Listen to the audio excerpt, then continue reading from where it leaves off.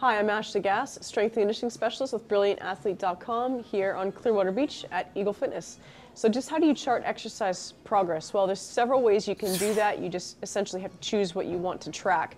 You might track aerobic work, you might track strength training work, you might track flexibility work, you might track body composition measurements. It really depends on what you want to focus on. So let's just say that you want to focus on tracking how flexible you are, because most people aren't flexible enough. So you might start with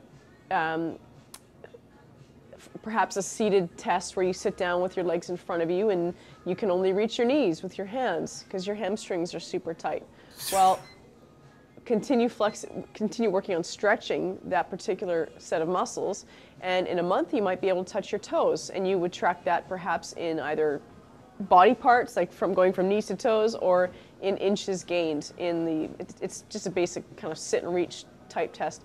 You might also choose to track aerobic performance. So if you're just starting off and walking on a treadmill is a lot of work to you, maybe for your first 2 weeks you'll be at a pace of 2.5 on the treadmill, but within a month you are at a 3 and a 3.5. And so you would just chart that every time you go to the gym, and you'll see over time there's improvements.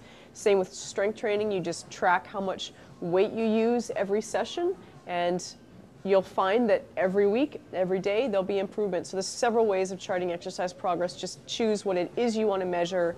Start with the baseline, track it over time.